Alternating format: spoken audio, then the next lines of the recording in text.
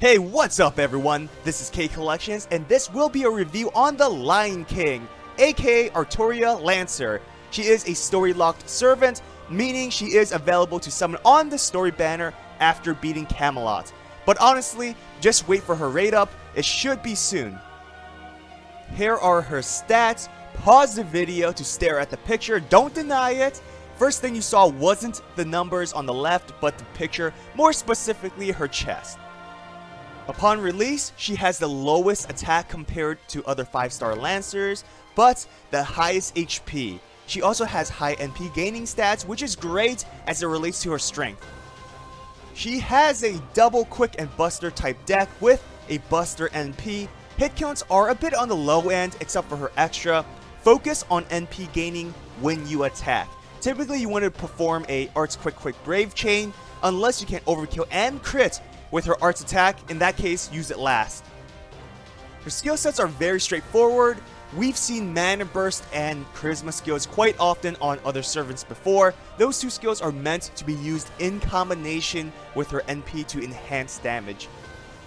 Thankfully with Charisma, it offers an offensive support to your team, which is always a good thing. Now, you want to focus on leveling her Protection of World's End skill first, as charging her NP gauge as soon as possible is your main goal. Afterwards, focus on maxing out Mana Burst then Charisma. Use the third skill as soon as possible because you want to start the cooldown for the skill right away. Don't worry about the removal of debuffs, it's more of a bonus. In the end, like I said, her skills are very straightforward, but it's very consistent to her role, so I love the synergy there. Moving on to passive skills, she only has two, which are the typical magic resistance and riding abilities. Thanks to having two quick attacks, riding A is a bit more useful. For her Noble Phantasm, it's an AoE attack that will ignore invincibility and evades. That actually screwed me over when fighting her, but it's a great effect to have even if enemies don't always use those abilities. The most important part of the skill is the overcharge ability. Artoria Lancer has the potential to spam her NP, which is why it's important to use this attack last within a NP chain. This way, you gain more NP gauge due to the increase in overcharge level. But obviously, don't use her NP last within a Noble Phantasm chain if you're just farming or clearing waves. NP chains are typically used on boss battles. I mean, sure, you can perform a ghost chain, but why risk losing NP attacks when farming, right? And also, ghost chains are typically used with arts and quick attacks, not really busters, in my opinion at least. I'm going way off topic. Back on track, CE recommendations. Golden Sumo and Halloween Princess are amazing if you want to combine starting NP with increased damage output. Since Artoria relies on spamming her NP, it's very important to boost her NP damage.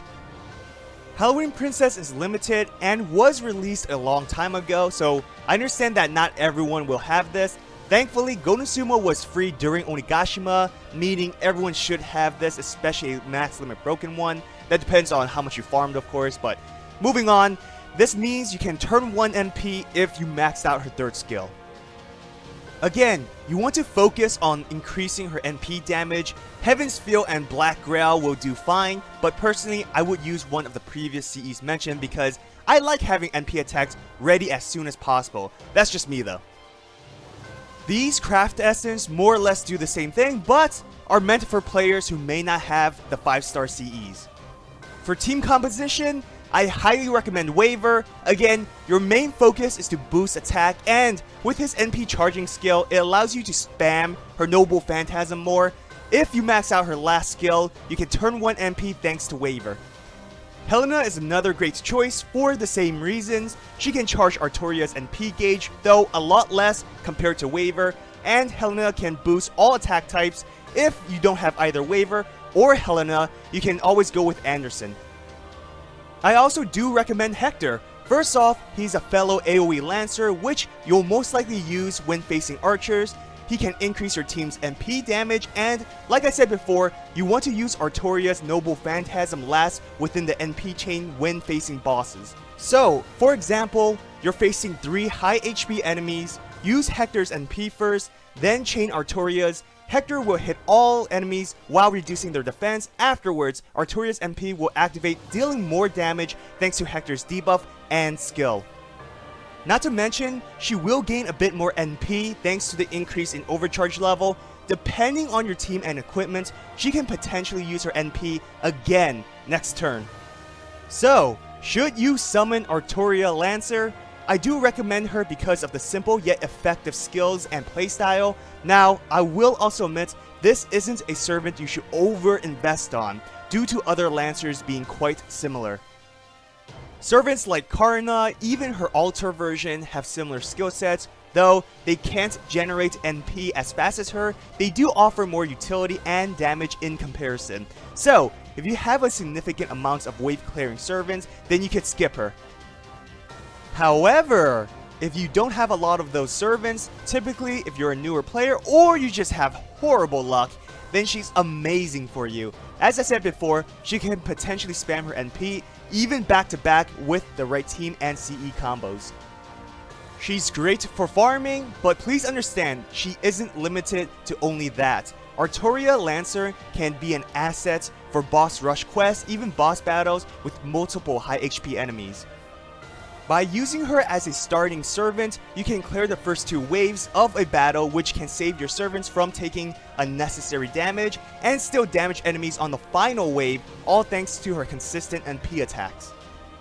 A few things to keep in mind: Artoria Lancer does rely on her skills, and once they're on cooldown after using her NP, she doesn't offer much else besides a few turns of attack boost.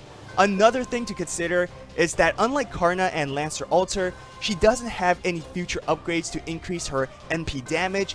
Not a huge problem, but something to consider when summoning for her.